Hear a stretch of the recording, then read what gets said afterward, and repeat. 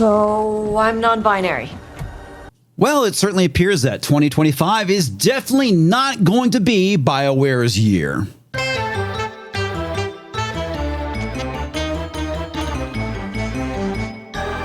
But he, him, she, her, and they, them, and then your gender is man, woman, non-binary. Love that. Love the inclusivity. Top surgery scars are also included in this for all of our trans and non-binary rooks out there. I absolutely was blown away by this. It's beautiful to see the inclusion in the game and to see yourself represented.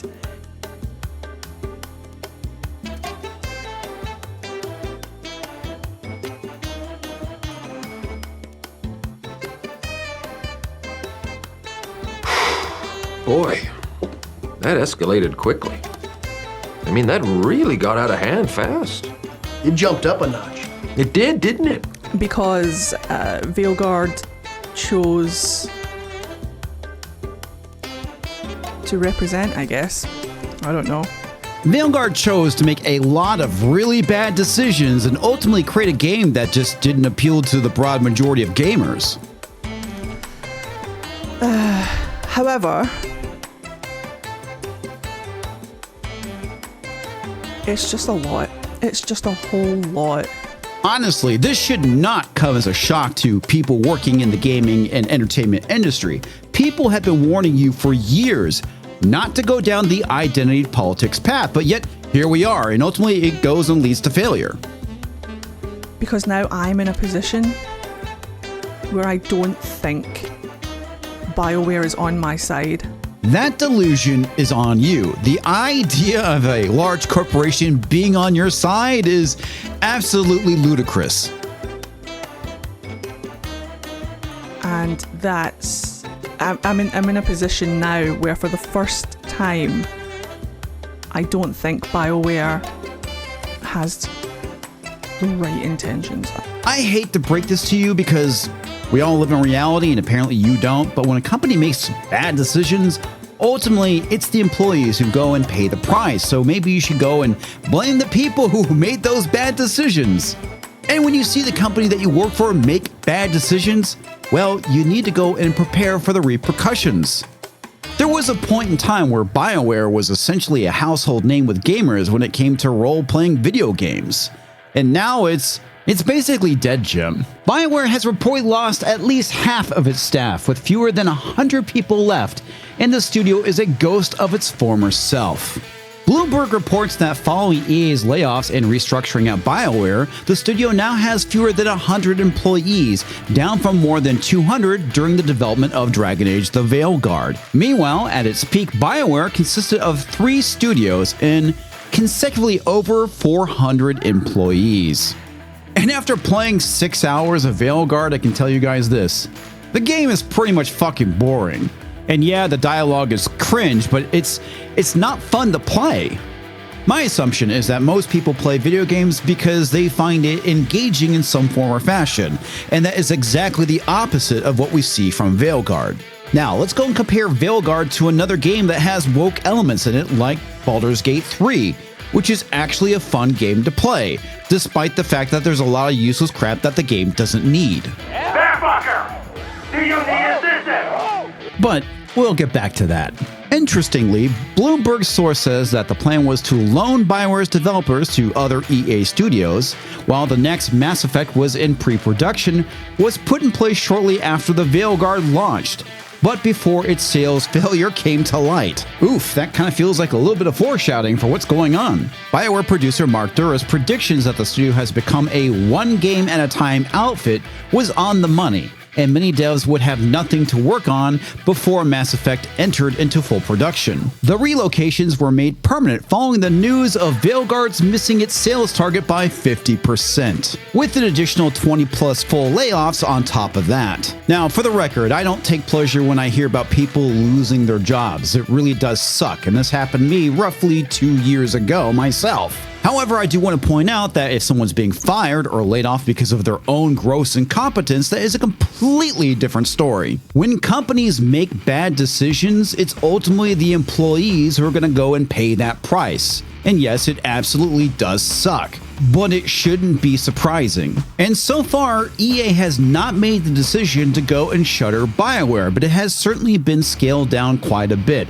And I'm not really sure as to why. Maybe it's desperation, maybe they need a big hit and they feel that the next Mass Effect game could potentially be that, provided that they play their cards right and don't immediately start throwing identity politics into the game like they have been with Veilguard. And this is also brought up in the original Bloomberg article. What may be most surprising is that EA, which has a long history of shuttering studios after a failure, is keeping BioWare around for some reason. The once revered RPG studio, founded in 1995 by a trio of doctors, released some of the most beloved RPGs out there from the 1990s to 2000s, including Baldur's Gate, Dragon Age Origins, and of course the Mass Effect trilogy, blah blah blah, you get the idea. And as I pointed out before, we really started to see the cracks in BioWare in 2017 with the release of Mass Effect Andromeda, which was a complete mess of a game. And as the article points out, both these games were plagued with management issues, brutal deadlines, and crunch, and a belief that the so-called BioWare magic will go and save everything, which apparently it did not. And also, according to the Bloomberg article, Dragon Age Veilguard also had a turbulent development cycle, and it was actually rebooted multiple times. Holy shit! And the studio had hoped to go in and win back lapsed fans, which they totally did not do, because it didn't sell nearly as well as they anticipated. Now, one thing I've noticed when it comes to EA is that they really want their games to be live services, just like with Anthem, and that's what happened with Dragon Age Veilguard initially. But ultimately, they just went back to focusing on a single-player game, which was smart of them to do, but they should have just done that from the start. Now, BioWare studio head Gary McKay and Mass Effect executive producer Mike Gamble are essentially looking to reboot the company as they plunge forward into their next game. It will be a long road ahead, and what emerges will probably be a bunch of garbage if BioWare doesn't go and fix their issues. And those issues being going and getting rid of the activists within the companies that keep making decisions that are anti-gamer. And naturally, the online discourse around the failure of this game is exactly what you expect it to be. You have option A, which is, oh, the Chuds are a small vocal minority, and what they have to say is not really going to impact anything. Or we have option B. Oh no, the Chuds ruined BioWare. Hope you assholes are happy for ruining the careers of so many employees. If you didn't like it, all you had to do was ignore it and let those who do enjoy. But you had to review bomb and hate grift the game, and now BioWare is on its last legs. You all must feel so proud and are edging to Asmongold's videos in celebration of EA's gutting BioWare. First off, Internet Brainlet, let me point something out. BioWare did this to themselves, and they have nobody to blame but themselves. When you go and make a product and you want people to go and buy your product, you need one of two things. You could either A, just simply make a good product and market it well, or B, make a shit product and pray that you have a really good marketing team to go and convince people to go and buy it. But that's also not a winning strategy. And this is just another example of toxic positivity. You can't say anything negative about anything, even when it is total garbage. What this comes down to, it's nothing more than another form of moral blackmail. You either agree with me or shut the fuck up. Which is not how this works. Whether you agree with them or not, people are entitled to their own opinions and they are allowed to not like things. And when they don't like things, they're allowed to go and express their opinions on it. And if you're somebody who played Veilguard and you absolutely love the game, I'm not trying to go and make you hate it. However, I will question your taste. Now, I do think that this response here is pretty spot on. The Chuds did not ruin BioWare. The anti-woke crowd tried attacking BG3, but it was a solid game and is doing amazingly. Now, I want to point out that people were not attacking the game. They were mainly calling out the degeneracy that they saw in the game, such as, well, the bear fucking scene. Now, me, I did enjoy playing Baldur's Gate 3. I do think it is a solid game, despite the fact that I do have some complaints about it. And yes, a lot of it has to do with the modernity of the game. However, the complaints I have don't necessarily go and take away the enjoyment of the game that I got from it. Yes, body type A and body type B, along with pronouns, is absolutely 100% annoying. And that shit certainly does need to be called out. But does it go and ruin the game?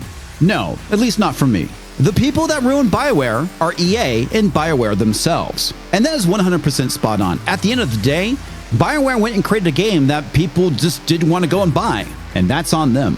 Giving the anti-woke people credit for this just emboldens them and makes them believe that their tantrums work. Now, I'm not going to say that the anti-woke side hasn't had an impact on what's going on with all this nonsense, and ultimately, it's going to be the normies that do win the culture war. Most of the people out there who don't like the wokeness don't talk about it or even tweet about it.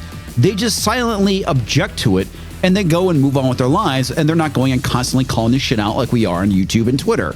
And a lot of the failures that we're seeing within entertainment is because of that rejection by normies. Yes, the anti-woke crowd are annoying.